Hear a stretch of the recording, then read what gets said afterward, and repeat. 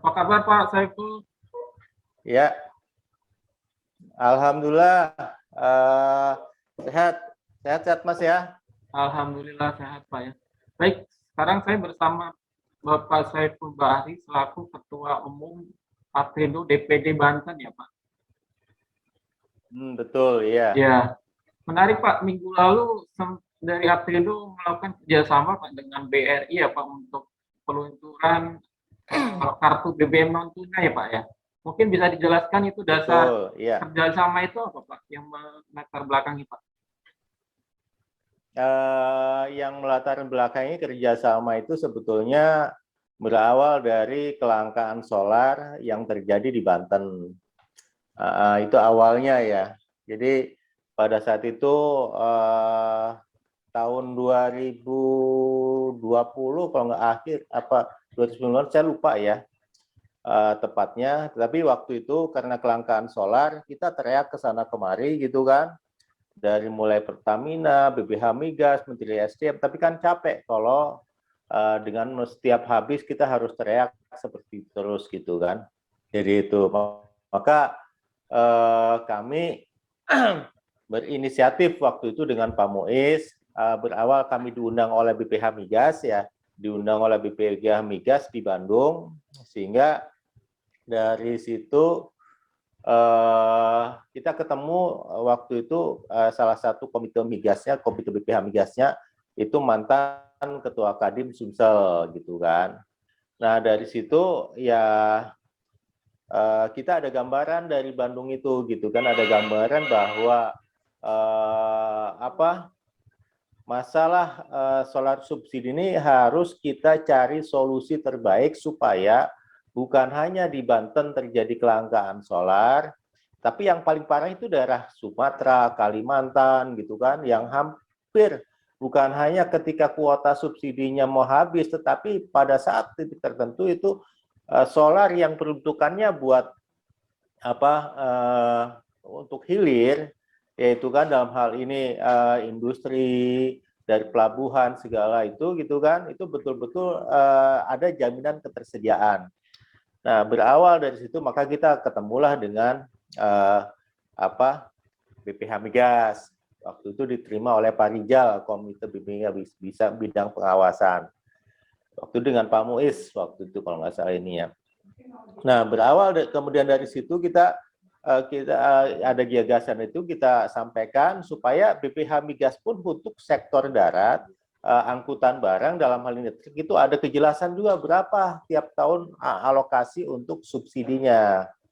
Itu ternyata selama ini kan ini yang paling sulit. Kalau kapal katanya ASDP segala ini gampang, kereta itu gampang juga untuk alokasi subsidi. Tapi yang paling sulit adalah bagaimana agar perusahaan tracking ini yang memang bergerak di hilir yang untuk memenuhi kebutuhan masyarakat itu betul-betul ada kepastian, ada jaminan sehingga BPH Migas bisa mengalokasikan secara tepat untuk berapa setiap tahun dia akan mengalokasikan khusus untuk masalah angkutan barang ini gitu kan. Itu yang ininya gitu kan. Kemudian setelah itu ide kita diterima dan disambut dengan baik, maka tentu untuk ini kami harus ada menggandeng bank gitu kan. Nah, BRI lah salah satu usul. Karena kenapa BRI? Karena BRI yang punya satelit waktu itu kan.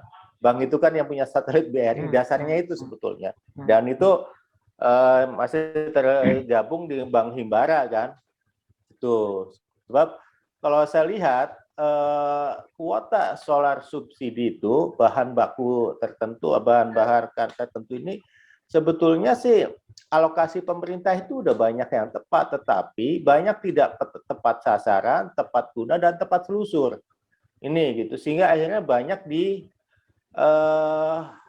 salah gunakan oleh oknum-oknum tertentu sehingga pada sebelum saatnya sampai 1 tahun kuota subsidi solar subsidi itu sudah habis, bukan sudah berkurang lah, sehingga akhirnya tiap bulan kita sekian kiloliter gitu kan, 1000 kiloliter tiba-tiba karena di pemakaian di bulan-bulan tertentu ini nggak sampai Desember, sehingga jatah 2 bulan, umpamanya 3 bulan masih ada stok untuk 1 bulan gitu kan. Nah itu yang kemudian timbul, kita akhirnya pakai dekrit lah dan lain sebagainya gitu kan. Kita udah sama-sama paham lah bahwa ada sebagian besar solar kita itu memang yang untuk peruntuk tidak tepat sasaran. Ya, itu ininya Mas. Jadi Provinsi Banten jadi pilot project itu Pak untuk memulai awal ini Pak.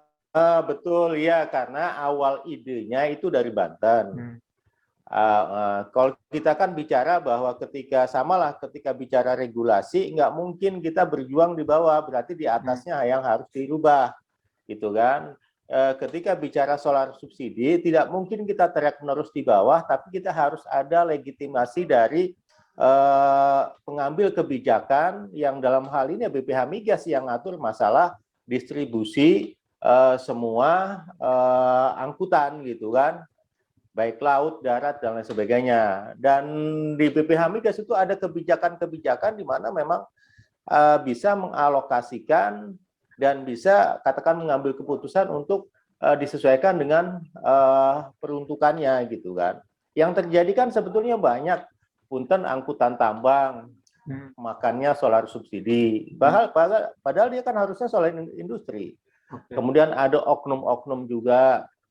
Kemudian solar itu dia umpamanya mobil isi 200 liter umpamanya kan. Nah, 200 liter itu kemudian dikencingin gitu kan. Dikumpulin, beli lagi di sana, beli di sini, dikencingin, dijual ke industri, banyak kayak gitu juga, atau dijual ke pertambangan, atau dijual ke perkebunan gitu kan. Itulah yang menyebabkan akhirnya solar itu tidak sampai waktunya gitu kan. Yang parah itu kayak contoh di kita kemarin ke Kendari. Di Kendari itu antrian itu sekian kilo, hampir tiap hari. Karena apa? Karena kalau Jawa agak mending lah ya, karena orangnya teriaknya kan kenceng langsung pusat gitu kan. Tapi kalau di daerah-daerah itu lebih parah. Kalau di Kendari itu malah para SPB itu lebih melayani yang jual-jual eceran, sehingga kita akibatnya para pengusaha itu jualnya ke eceran. Contoh gini, ini solar peruntukannya untuk subsidi, tapi dijual ke eceran karena di sana tambang, dijual harga industri. Padahal itu bukan peruntukannya, dengan harga di bawah itu. Kalau dicek itu, wah, kalau kita bicara di Kendari, di daerah-daerah lain itu udah teriak semua, Pak. Maka kita menginisiasi yang mudah-mudahan ini bisa jadi pilot project kan, dan jadi contoh untuk seluruh Indonesia bahwa dalam hal ini Banten harus berhasil untuk pilot project ini. Dan akhirnya kita menggandeng BRI, kita rapat beberapa kali untuk kita presentasikan ke BPH Migas. Nah, ini memang lumayan perjuangannya, tempat agak tersendat juga untuk sampai di sini, tetapi ya kami waktu itu teriak juga ke DPP pusat bahwa ini gimana.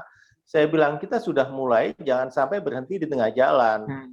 Kita sudah mengorbankan waktu, tenaga, termasuk kegiatan kita buat organisasi gitu kan, buat anggota yang bukan hanya untuk Banten, tapi untuk seluruh Indonesia. Itu yang sebetulnya Mas Abdul.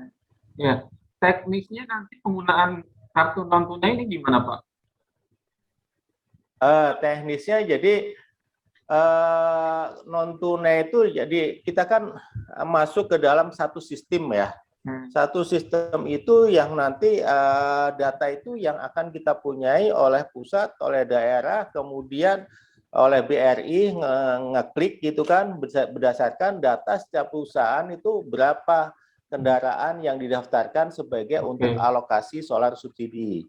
Itu. Nah, di data itulah yaitu ada nama perusahaan, jenis kendaraan, plat nomor, peruntukannya gitu kan.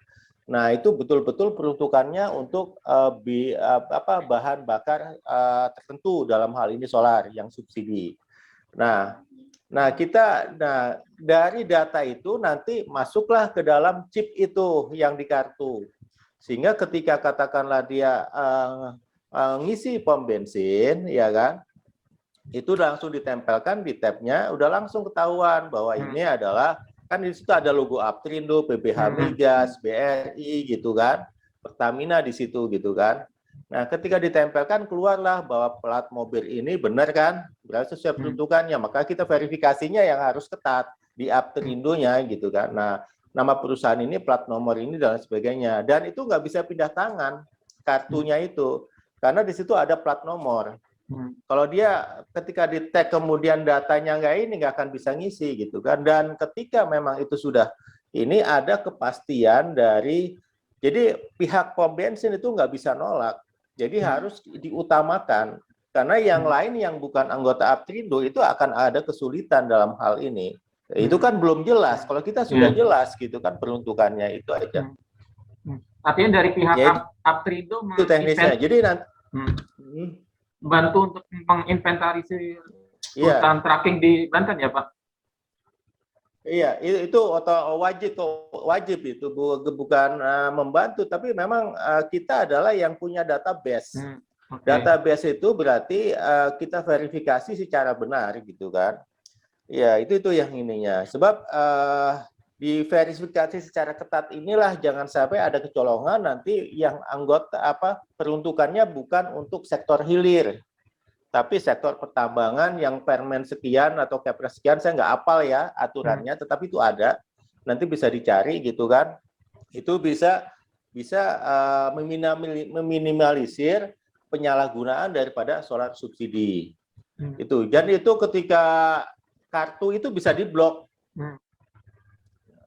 Ini gitu kan, tapi itu berlakunya kalau yang mobil umpamanya ban 10 atau trailer atau wingbox itu bisa 200 liter per day.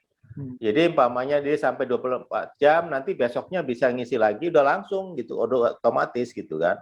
Jadi nggak bisa dia ngisi sekarang 200 liter, kemudian ngisi lagi double, itu nggak bisa, karena kita udah dijatah segitu. Dan ya besarnya atau volume yang memang kita tentukan itu disesuaikan dengan kondisi bahwa sehari dia akan menghabiskan berapa liter sesuai dengan jenis-jenis mobilnya. Itu aja. Sudah ada berapa perusahaan Pak yang terdata untuk mengikuti program? Kita sekarang itu yang di Banten, yang kita ini kan kita pada wait and see, yang trackingnya udah 1.700-an lah kurang lebih yang terregister ya. Gitu kan, perusahaannya belum semua. Kalau di Banten itu kan buat Cilegon Serang kurang lebih 2.500-an truk lah, yaitu gitu kan. Jadi itu yang ininya. Dan ini yang harus ada edukasi atau sosialisasi ke perusahaan-perusahaan trackingnya.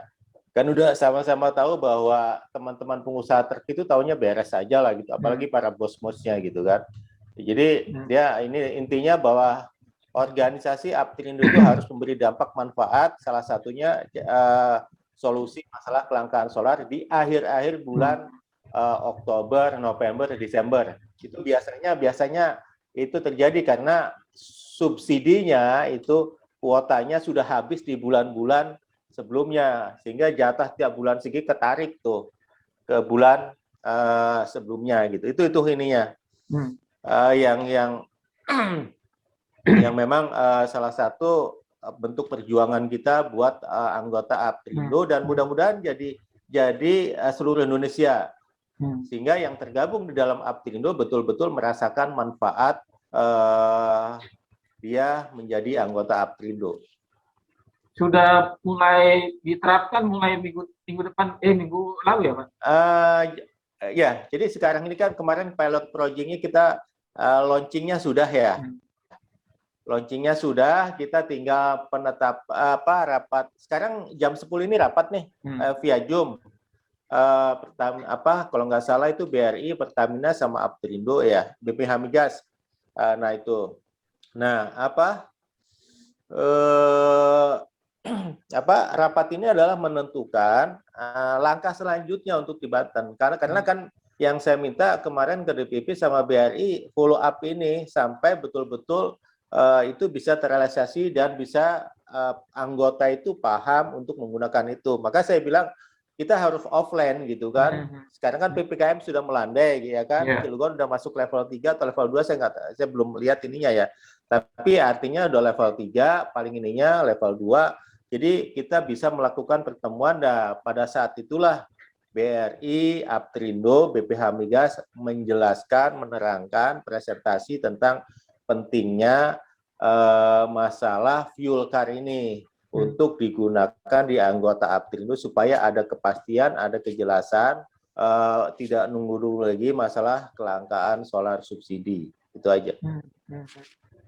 Pak, sebenarnya rapatnya sekarang lagi di ini. Masih belum ditentukan kapan mulai ya, Pak? Launching kemarin pas tanggal 17 Agustus. Kalau mulai ini kita secepatnya.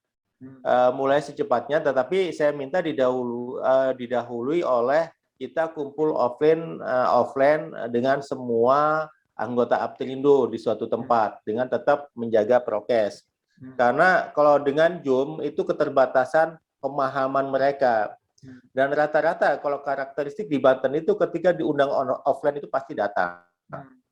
Tapi kalau online itu nggak terlalu banyak gitu kan. Karena kadang ada yang gaptek masalah Zoom sebagainya gitu kan, para bos-bosnya itu. Jadi itu tinggal langkah itu aja. Setelah itu barulah kita tahap untuk setelah semua paham, kemudian kita semua daftar di rekening BRI, ya kita otomatis cetaknya juga nanti dibagikannya di DPD Banten gitu kan. Barulah kita mulai ininya grand launchingnya gitu kan. Kan kemarin soft launching ya, itu ininya. Tapi sekarang lagi dibicarakan sekarang ini gitu kan. Kemungkinan besar di awal-awal September itu di minggu pertama itu paling lambat itu ya tanggal 10-an sudah mulai kita distribusi untuk masalah fuel car-nya. Nah, sebelum itu otomatis kita ada pertemuan dengan semua anggota. Dan mudah-mudahan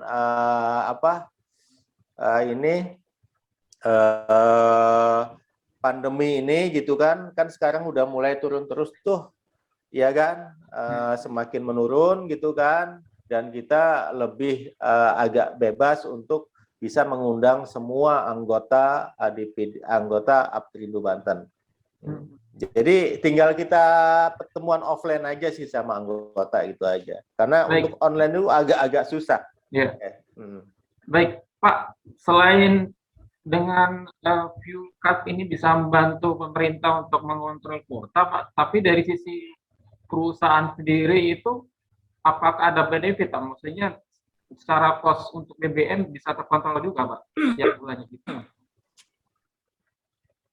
Iya, otomatis kita jadi terkontrol lah. Kan kita di dalam dengan para driver itu ada sistem kemitraan, ada sistem berdasarkan kilometer gitu kan, ada di sistem tonase dan lain sebagainya. Nah, dengan fuel card ini sangat-sangat terbantu sehingga berapa sih penggunaan solar itu betul-betul bisa terkontrol. Ini salah satu bagi perusahaan-perusahaan untuk anggotanya ya. Dan nggak bisa sembarangan gitu kan. Itu nggak bisa dipakai buat macam-macam lah. Karena disitulah darahnya di fuel card itu di situ gitu kan. Akan mengalir atau enggak, itu aja. Artinya dengan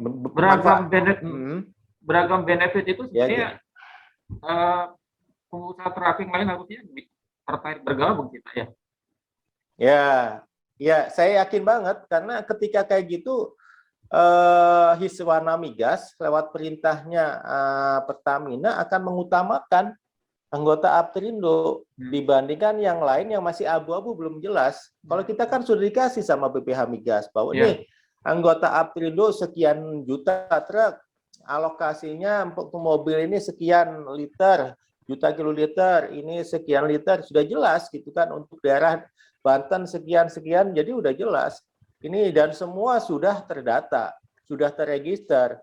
Bahkan ini bisa masuk Korlantas juga, menguntungkan bagi stakeholder dalam hal ini kepolisian karena ada kepastian juga bahwa yang jalan itu betul-betul yang STNK-nya sudah hidup gitu kan. ya menguntungkan buat negara lah dalam hal ini ya. Hmm. Hmm. Itu Mas. Baik, baik. Pak, kembali lagi soal kondisi waktu Banten sempat mengalami kelangkaan BBM waktu itu, Pak. Bisa diberi gambarannya itu gimana, Pak? Oh iya, jadi gini, kayak semalam juga kan ya, semalam karena arus mobilisasi dari pelabuhan tinggi, hampir di semua pelabuhan ada pembongkaran, itu terjadilah ini, sehingga akhirnya yang biasa jatah hari ini katakanlah sekian ribu kiloliter atau juta kiloliter, tiba-tiba karena ini banyak sehingga terjadi kelangkaan. Itu yang pertama. Kalau yang dulu yang betul-betul kelangkaan itu karena memang untuk solar subsidi kan waktu itu sampai kita ke Menteri SDM segala, Menko Maritim segala itu karena memang kuota untuk 2 bulan itu sudah habis di bulan sebelumnya. Nah, ketika kuota sudah habis, sudah terpakai lah, bukan habis, sudah sebagian besar terpakai, ya otomatis penyaluran di bulan Oktober November itu kan jadi berkurang. Sementara arus mobilisasi angkutan barang kan tinggi. Nah, terjadilah maka kelangkaan. Nah, waktu itu ya kami karena ada Satgas gitu kan, kita koordinasi dengan Pertamina. Pertamina tidak bisa ngambil keputusan apapun karena memang alokasinya sudah ini gitu kan. Dia hanya melemparkan ke BPBGAS dan Menteri SDM, Menko Maritim juga. Rapatlah kami di sana. Disitulah dapat subsidi tambahan untuk menambah kuota itu gitu kan pemerintah supaya tidak geger waktu itu kan. Jadi kalau ini geger kan masalahnya bukan hanya nasional tapi internasional, kami nyangkut pelabuhan kayak di Banten ini kan di Cilegon ada KBS Krakatau Bandar Samudra yang memang importir itu lewat sini kan yang curah, ada Pelindo, ada Merak Mas dan lain sebagainya gitu kan, belum yang jati-jati. Ya akan adalah perlambatan logistik yang ujungnya terganggulah proses produksi yang ke masyarakatnya jadi terganggu juga. Itu ininya waktu itu luar biasa. Jadi kita juga coba WA ke ini ke koran juga, ke semua media. Artinya ya namanya kita ibarat Rambo ya, kita tembak semua gitu kan, yang penting ini terangkat lah gitu kan. Tapi kan kita nggak bisa teriak terus-menerus kayak gitu. Harus ada solusi secara jangka panjang dan konsisten yang menguntungkan buat kita semua. Yang sesuai dengan mutunya BPH Migas, tepat guna, tepat sasaran, ya kan, tepat susur gitu kan ininya gitu kan, selusur. Jadi betul-betul itu alokasi yang tepat. Kan sekarang ini masih banyak sekali memang solar subsidi yang kayak di Banten lah, banyak tambang-tambang menggunakan solar subsidi. Itu fakta, tambang pasir, tambang batu yang sebetulnya nggak boleh, banyak katakanlah kontraktor yang alokasi harusnya industri dia pakai solar subsidi gitu kan. Nah, pengawasan di lapangan inilah yang barangkali perlu diperketat dan dipertegas gitu. Dengan Itu, Mas. dengan masih banyak kelangkaan BBM atau solar subsidi di banyak daerah, Pak, sempat ada usulan untuk penghapusan Pak dari beberapa teman-teman tracking yang istilahnya, tapi Ya, ada pengganti jadi, insentif gitu. Betul, iya. Kalau kita jujur aja, karena kita udah 5 tahun lah angkutan barang ini tidak naik tarifnya gitu kan. Udah 5 tahun lebih, sementara biaya-biaya lain kayak inflasi, biaya tenaga kerja, spare part dan lain-lain naik. Tarifnya itu tidak naik-naik. Nah, salah satu isu strategis untuk menaikkan tarif adalah kenaikan BBM. Ini yang ini, dan sampai sekarang ya itu yang terjadi. Kalau kita sih jujur Pak, makanya kenapa pada saat itu udah cabut aja lah soal subsidi, ya kita happy, tinggal menyesuaikan aja harganya, walaupun memang ada imbas ke masyarakat, akan terjadi inflasi, tapi itu kan sementara, daripada kita distribusi tidak lancar akibat kelangkaan solar subsidi.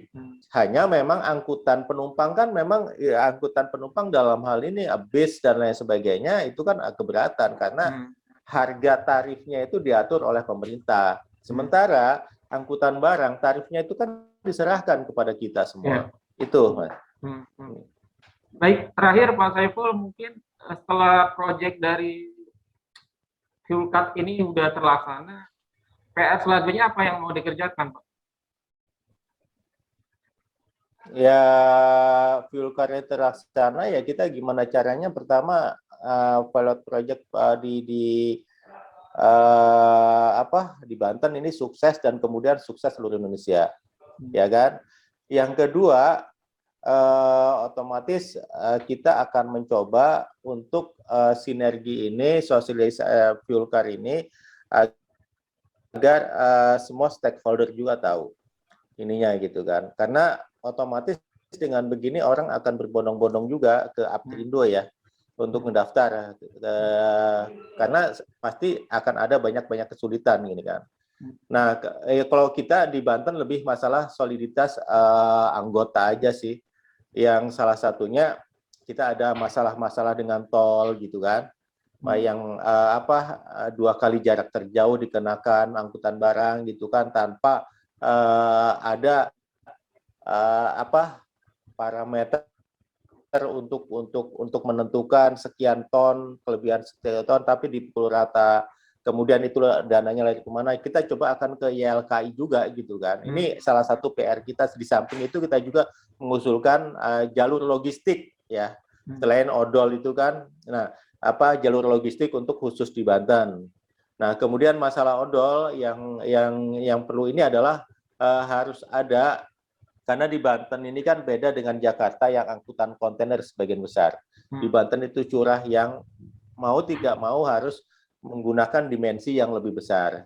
Ya kami tetap taat pada keselamatan dan keamanan daripada barang dan juga masyarakat. Tetapi tidak bisa dipukul rata karena ada barang-barang yang berat jenisnya juga rendah sehingga menyebabkan ketika memang terjadi katakanlah masalah dimensi katakanlah dipotong untuk baknya itu, ini akan merugikan banyak pihak gitu kan. Saya juga nggak, yang jelas saya butuh konsistensi dari pemerintah dalam hal ini, dari Kemenhub dan jajaran di bawahnya. Kalau mau kayak gitu kita konsis semua, jangan sampai ada kasus di Riau udah dipotong sebagian enggak, akhirnya itu nggak jalan. Ini yang barangkali ini, karena kan ini kan masih tarik ulur sebetulnya, belum fix gitu kan, karena kan bahasa aparat itu kan bukan aparat ya, petugas itu kan sebetulnya masalah biaya pelaksanaan dan sebagainya gitu. Tapi sebetulnya kita udah banyak ngasih masukan. Jadi kita kalau gitu masalah odol juga tetap harus tuntas, harus ada kepastian, ya kan? Itu juga sampai sekarang kan kita masih JBI sama minimal JBI sama JBB-nya sama lah. Masalah tol juga gitu kan. Itu juga harus kepastian. Kenapa hanya di Astra Tol kita dikenakan 2 kali jarak terjauh, sementara di tol lain enggak, gitu kan. Dan kenapa yang mengenakan itu bukan PPNS, tapi adalah operator jalan tol swasta. Kalau PPNS kan masuk negara uangnya, kita happy aja lah buat negara. Tapi kan enggak.